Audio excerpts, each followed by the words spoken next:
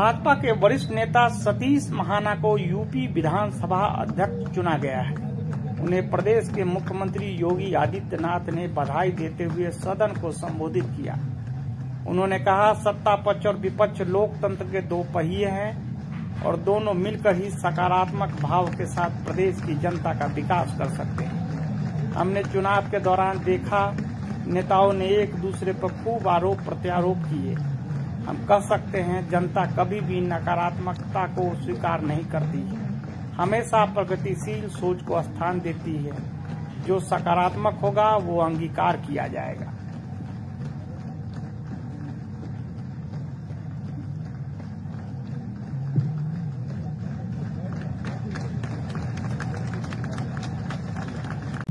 अध्यक्ष 18वीं विधानसभा के अध्यक्ष के रूप में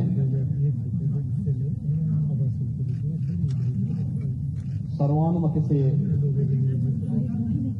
आपके चयन के लिए मैं पूरे सदन की ओर से आपका अभिनंदन करता हूं और आपको बधाई देता हूं।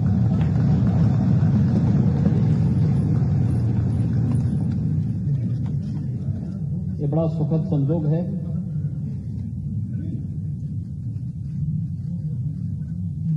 कि आपसे पहले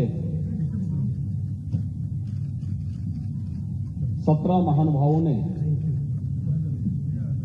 इस पद को सुशोभित किया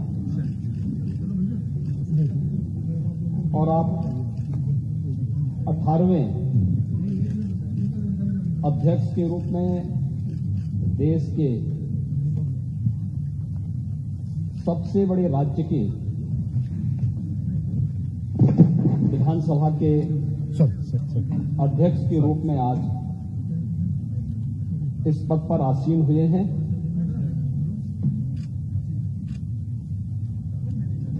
मैं हृदय से पूरे सदन की ओर से आपका अभिनंदन करता हूं।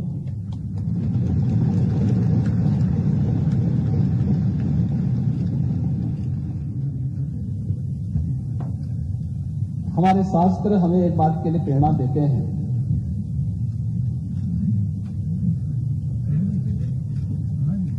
कि जब भी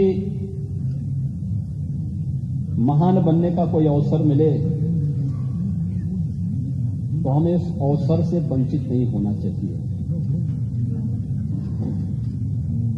तैत्तिरीय उपनिषद ने भी कहा है कि भूत्वेन प्रमितव्यम, यानी महान बनने के अवसर से चूकना नहीं चाहिए और आपके नाम से तो महाना ही जुड़ा हुआ है।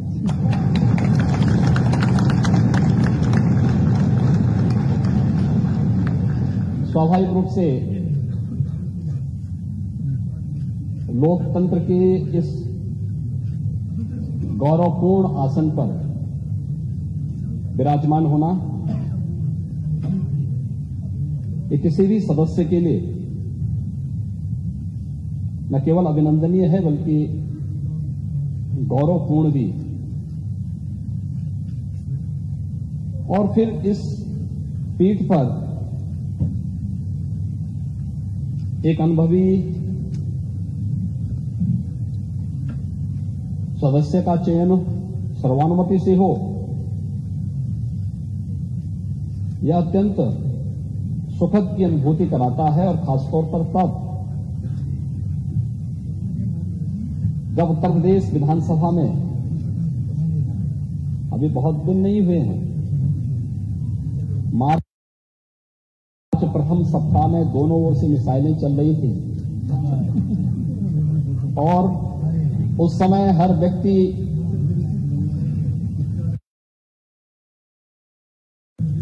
एक दूसरे के हमलों से झुलसने से बचने के लिए अपने अपने स्तर पर प्रयास कर रहा था। लेकिन ये भारत में ही संभव हो सकता है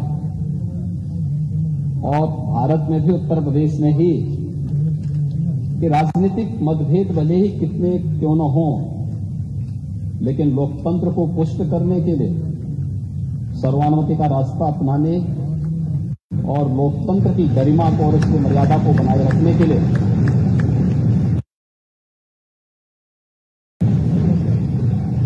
हम मिलकर के इस अभियान को आगे बढ़ाएंगे। और आज आपका सर्वानुमति से यहां पर चयन हुआ है, ये सचमुच भारत की उन मजबूत लोकतांत्रिक परंपराओं को और भी मजबूत करता है और भी पुष्ट करता है। मैं इसके लिए सत्ता पक्ष और विपक्ष से जुड़े हुए अपने सभी माननीय जो नेतागण हैं, नेता प्रतिपक्ष और सभी दलों के अपने नेताओं के साथ साथ नवनिर्वाचित सभी माननीय सदस्यों को भी मैं हृदय से उनके चुनाव के लिए और आपके चुनाव के लिए भी मैं उन सबका हृदय से अभिनंदन भी करता हूं और धन्यवाद भी देता हूं।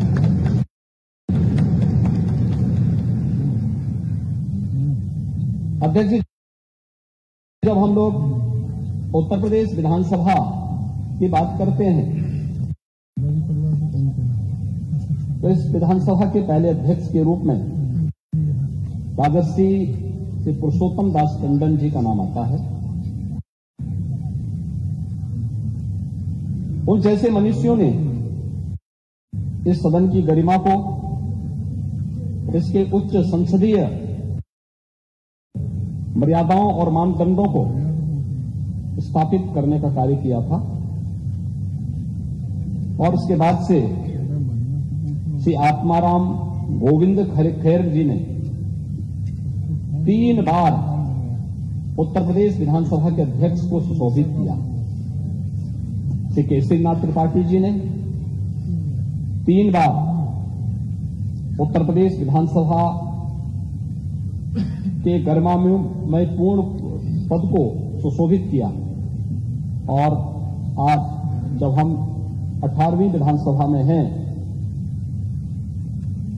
तो इस सदन के वरिष्ठ सदस्य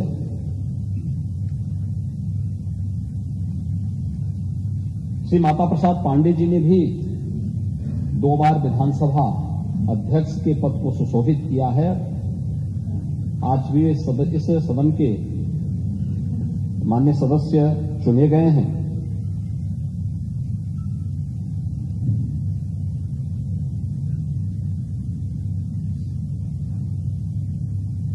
आपका चयन बहुत सारा संदेश दे देता है।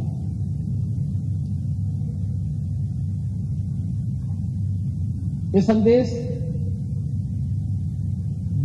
अध्यक्ष पद जैसे गरिमामय पद के लिए तो है ही, हमारी लोकतांत्रिक परंपराओं को पुष्ट और मजबूत करने की दृष्टि से भी महत्वपूर्ण है। और उससे भी महत्वपूर्ण कि लोकतंत्र के जो 2 पहिए हैं, एक सत्ता पक्ष है, एक विपक्ष है, दोनों मिलकर के उत्तर प्रदेश की 25 करोड़ जनता के सर्वांगीण विकास के कार्यों को भी एक नई ऊंचाई तक पहुंचा करके नए भारत का नया उत्तर प्रदेश बनाने में अपना योगदान दे सकते हैं। और यह संदेश उत्तर प्रदेश की कोटि कोटि जनमानस के बीच में एक बहुत सकारात्मक संदेश देता है। हमने अभी मार्च प्रथम सप्ताह तक चुनाव के दौरान देखा, एक दूसरे पर आरोप प्रत्यारोप, आक्षेप और बयानबाजियों का जो दौर चलता रहा, हर दल अपने अनुसार करता था। लेकिन एक चीज है जो हम देश के अंदर भी देखते हैं, उत्तर प्रदेश के अंदर भी देखते हैं, जनता कभी नकारात्मकता को स्वीकार नहीं करती, कभी नहीं। नकारात्मकता के लिए उसके हृदय में कोई स्थान है ही नहीं। जो सकारात्मक होगा, जो प्रगतिशील होगा, जो लोक कल्याण का कारक होगा, जनता उसी को अंगीकार करती है। जो नकारात्मक होगा, हमारे समाज ने, हमारे देश ने कभी भी नकारात्मकता को कभी भी कोई महत्व नहीं दिया। नकारात्मकता जीवन में कभी प्रगति नहीं कर सकती है। सकारात्मकता से ही हम न केवल प्रगति के मार्ग को आगे बढ़ा सकते हैं, बल्कि सकारात्मकता के भाव से ही लोक कल्याण का मार्ग भी प्रशस्त कर सकते हैं।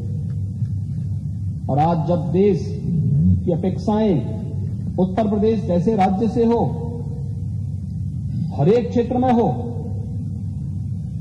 दुनिया जब अपने द्वंद्व में उलझी हुई हो, उन स्थितियों में भारत से जो अपेक्षाएं हैं, भारत उस प्रकार की अपेक्षाएं उत्तर प्रदेश से रखता है और उत्तर प्रदेश को उन अपेक्षाओं पर खरा उतरने के लिए अपने आप को तैयार करना है। और लोकतांत्रिक व्यवस्था में जब सत्ता पक्ष और विपक्ष मिलकर के एक साथ मिलकर के इस अभियान का सहभागी बनता है, तो एक और एक दो नहीं होता, बल्कि वह मिलकर के 11 की ताकत बनकर के मजबूती के साथ लोकतंत्र की इस व्यवस्था को न केवल पुष्ट करता है, बल्कि इसे और भी मजबूती के साथ आगे बढ़ाने का कार्य करता है। उन जन आकांक्षाओं की पूर्ति करने का माध्यम बनता है, जिसके लिए आम जनमानस ने हमारी इन सभी जनप्रतिनिधियों पर विश्वास किया है। ये सभी चुनाव जीत करके आए, जनता के सामने आम जनमानस ने इन पर विश्वास किया। आम जनमानस का इन पर एक नया विश्वास प्रकट हुआ है और उस विश्वास पर कहीं भी हमें कोई भी किसी भी प्रकार से उसे अविश्वास में नहीं बदलने देना है। यह हमारा लक्ष्य होना चाहिए और इस दिशा में प्रयास की शुरुआत कल से मैं देख रहा हूं। माननीय सदस्यों ने शपथ ग्रहण किया। शपथ ग्रहण करने के बाद जिस सकारात्मक भाव के साथ शपथ ग्रहण का कार्यक्रम प्रारंभ हुआ, मैंने देखा है कि कल तक यहां पर 343 मान्य सदस्यों ने एक दिन में ही शपथ ग्रहण कर लिया था। 7 मान्य सदस्य बच गए थे, उनका शपथ ग्रहण अधिकतर ने आज यहां पर अपना शपथ ग्रहण भी संपन्न किया है। और किस सकारात्मक भाव के साथ सब लोग मिलकर के इस कार्यक्रम को आगे बढ़ा रहे हैं।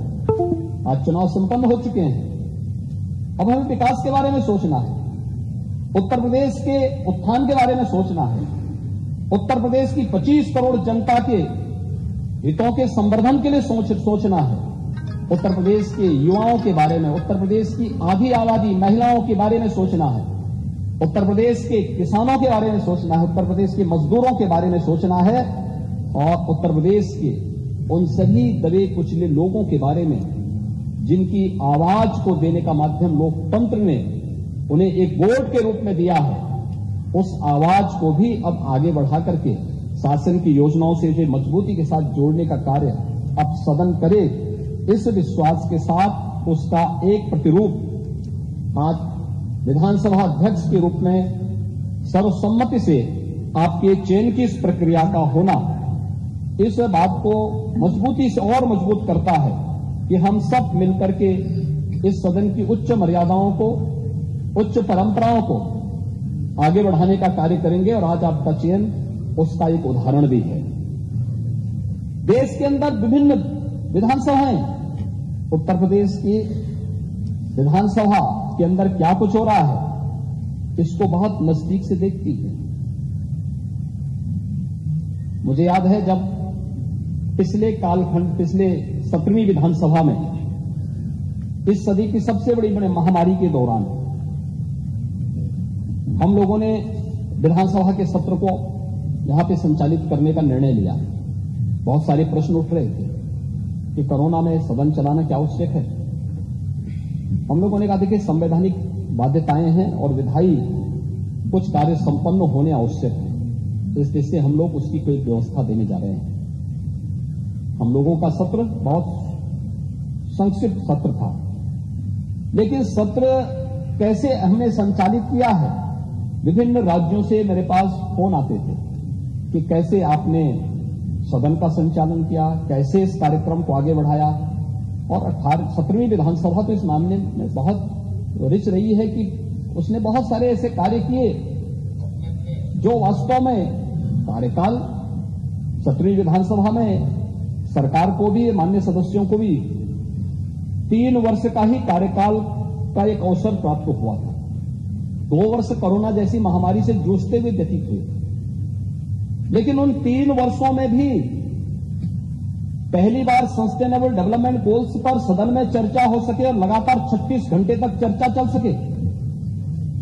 शिक्षा के क्षेत्र में, स्वास्थ्य के क्षेत्र में, गरीबी उन्मूलन के क्षेत्र में, अन्नदाता किसानों के लिए, पर्यावरण के लिए कैसे हम उस विकास की प्रक्रिया को सतत बढ़ाने के लिए कार्य कर सकेंगे, इस पर चर्चा होती। इस पर इसी सदन में राष्ट्रपिता महात्मा गांधी की 150वीं जन्म जयंती के अवसर पर लगातार 36 घंटे तक हमारे सदन का चलना माननीय सदस्यों के मन में आम जनमानस के प्रति बसी व भावना को प्रदर्शित करने का एक माध्यम बना था। उसने देश के अंदर एक बहुत सकारात्मक संदेश दिया। मेरे पास तमाम संस्थाओं की ओर से इस बारे में संपर्क किया गया, कैसे इस कार्यक्रम को चलाया गया, क्या गोल्स निर्धारित हुए हैं, सरकार ने उस गोल्स को अचीव करने के लिए अपने आगे की रोड मैप क्या तैयार किया है। इन सब पर एक सकारात्मक पहल आगे बढ़ी थी। यही सदन था जब हम लोगों ने 2019 में इसी सदन में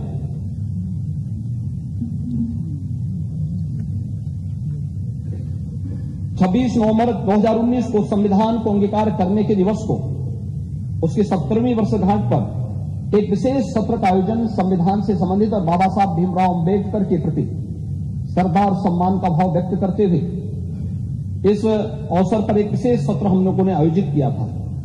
और तीसरा विशेष सत्र भी आयोजित हुआ था जब 31 दिसंबर 2019 को संविधान के 126वें संशोधन विधेयक के समर्थन के लिए हम लोगों ने एक विशेष सत्र यहां पर आयोजित किया था, जो अनुसूचित जाति जनजाति से संबंधित, उनके हितों से संबंधित एक विशेष सत्र आयोजित किया गया था। 2020 के प्रारंभ में 7वें राष्ट्रमंडल संसदीय संघ भारत परिक्षेत्र का एक ऐतिहासिक सम्मेलन भी यहां पर आयोजित हुआ था। श्री हृदय नारायण दीक्षित जी के मार्गदर्शन में, उनके नेतृत्व में 17वीं विधानसभा ने जिस गरिमामयी तरीके से सत्र के संचालन को उन्होंने अपनी विद्वता से, अपने सार्वजनिक जीवन के अनुभव से आगे बढ़ाने का कार्य किया था, अत्यंत अभिनंदनीय रहा। और उत्तर प्रदेश विधानसभा में जिन बातों पर चर्चा होती थी, जिन मुद्दों को यहां पर उठाया जाता था, उसकी गूंज देश के अंदर विभिन्न राज्यों के साथ ही प्रदेश के अंदर भी गांव और गलियों तक भी सुनने को, देखने को हम सबको मिलती थी कि आज उत्तर प्रदेश विधानसभा में जनता से जुड़े भी इस मुद्दे पर गंभीर चर्चा हुई है। आज उत्तर प्रदेश विधानसभा ने इस दिशा में एक नए प्रस्ताव को आगे बढ़ाया है। आज ये अलग अलग मुद्दों पर जनता के बीच में भी ये बातें सुनने को मिलती थी। वह एक बहुत सकारात्मक भाव होता है। मुझे लगता है कि जब जनता अपनी विधायी संस्था को एक विश्वास के रूप में देखती है, तो हम मान करके चलें कि लोकतंत्र के प्रति आम जनमानस के विश्वास को प्रकटीकरण करने का सबसे अच्छा माध्यम होता है। और लोकतंत्र के प्रति आम जनमानस का विश्वास लोकतंत्र को सबसे ज्यादा मजबूती दे सकता है, और उस मजबूती का आधार हमें इस सदन को बनाना ही होगा। इस देश से आज आपका चयन हुआ है। हम सब जानते हैं आप लगातार 8वीं बार उत्तर प्रदेश विधानसभा के सदस्य चुने गए हैं। आपके पास सार्वजनिक जीवन का एक लंबा अनुभव है। कानपुर जैसे औद्योगिक क्षेत्र में मां गंगा के तट पर बसे हुए इस औद्योगिक नगर में जमीन से जुड़े हुए आम कार्यकर्ता के रूप में कार्य करते हुए, बूथ स्तर के कार्यकर्ता के रूप में, मंडल अध्यक्ष के रूप में कार्यकर्ता के रूप में, शिक्षा और सेवा के क्षेत्र में कार्य करने वाले संगठनों के पदाधिकारी और एक सामान्य कार्यकर्ता के रूप में कार्य करते हुए आपने एक लंबे समय तक जहां उस फील्ड में काम किया, वहीं 8 बार से कानपुर महानगर से विधायक के रूप में आपका चयन आज इस सदन में होता रहा है। आपने विभिन्न सरकारों में भी अलग अलग मंत्री पद का दायित्वों का निर्वहन किया और कुशलतापूर्वक अपने नेतृत्व क्षमता का, अपनी प्रशासनिक क्षमता का, अपनी आम जनमानस के प्रति अपनी संवेदनाओं को प्रदर्शित भी किया है।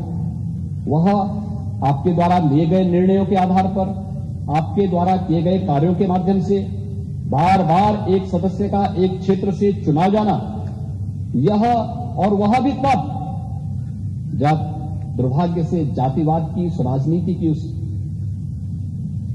आंधी में एक व्यक्ति जिसकी अपनी कोई जाति न हो, जिसकी अपनी जातीय पहचान न हो, जिसने अपने जन्म के साथ ही पैतृक रूप से महाना शब्द जोड़ करके अपने को ये कहा कि भैया हम तो सेवा करते करते महान हैं, इसलिए हम लोग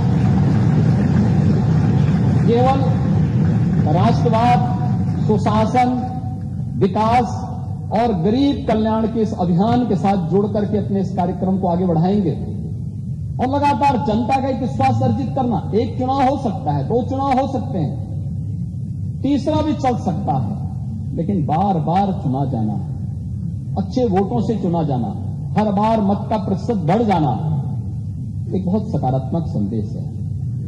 और पिछली सरकार में मुझे उस सरकार को भी नेतृत्व देने का सौभाग्य प्राप्त हुआ था। उस सरकार में औद्योगिक विकास मंत्री के रूप में जो कार्य किया, उत्तर प्रदेश के इतिहास में पहली बार उत्तर प्रदेश के अंदर 3,60,000 करोड़ रुपए से अधिक की निवेश के प्रस्ताव और जमीनी शासन पर उतारने का कार्य करना था। लाखों नौजवानों को नौकरी और रोजगार के साथ जोड़ने, उनके जीवन को उज्जवल भविष्य की ओर अग्रसर करने में जो योगदान दिया गया, कानपुर के विकास के साथ साथ उत्तर प्रदेश के समग्र विकास के लिए जो सकारात्मक भूमिका आपकी थी, डिफेंस कॉरिडोर आदरणीय प्रधानमंत्री जी की मंशा के अनुरूप उत्तर प्रदेश के अंदर स्थापित हो और इसके लिए 6 नोड पर कार्य तेजी से हो। उत्तर प्रदेश के अंदर एक्सप्रेस वे का एक संजाल बिछे और उत्तर प्रदेश अपने इंफ्रास्ट्रक्चर के लिए देश के अंदर एक नई पहचान के साथ उभरे। ये भी उत्तर प्रदेश में औद्योगिक विकास मंत्री के रूप में जब आपने इस पद को सुशोभित किया, ये सभी कार्य उत्तर प्रदेश की जनमानस में होते हुए देखे हैं और स्वाभाविक रूप से आपने मेरी टीम के एक महत्वपूर्ण स्तंभ के रूप में कार्य करते हुए इन कार्यक्रमों को आगे बढ़ाने का कार्य किया। आज आप उत्तर प्रदेश विधानसभा के अध्यक्ष के रूप में आपका यहां पर सर्वसम्मति से चयन हुआ है। मैं इसके लिए आपको हृदय से अभिनंदन करता हूं, आपको हृदय से बधाई देता हूं और अपनी शुभकामनाएं भी देता हूं। आपका चयन ऐसे समय में हुआ है जब यह देश आजादी का अमृत महोत्सव मना रहा है। यह आजादी का अमृत काल है। अमृत काल के लिए प्रधानमंत्री जी ने आगामी 25 वर्षों के लिए कुछ लक्ष्य निर्धारित किए हैं देश के अंदर,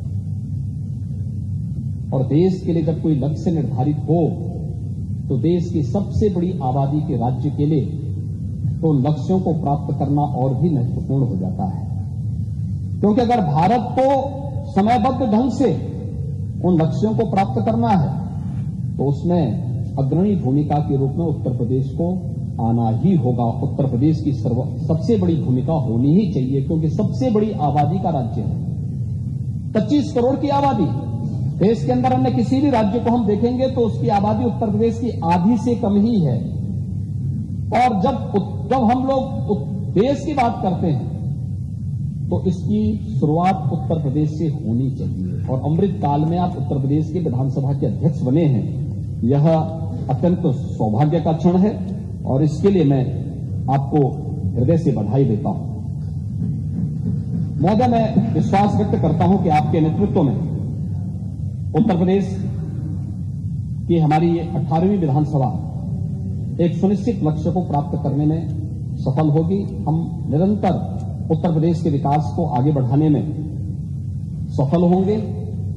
मैं अपने सभी नवनिर्वाचित माननीय सदस्यों को भी हृदय से उनके चयन के लिए, उनके निर्वाचन के लिए और उनके द्वारा शपथ ग्रहण किए जाने के लिए भी मैं हृदय से उनका अभिनंदन करता हूं, उन्हें बधाई देता हूं।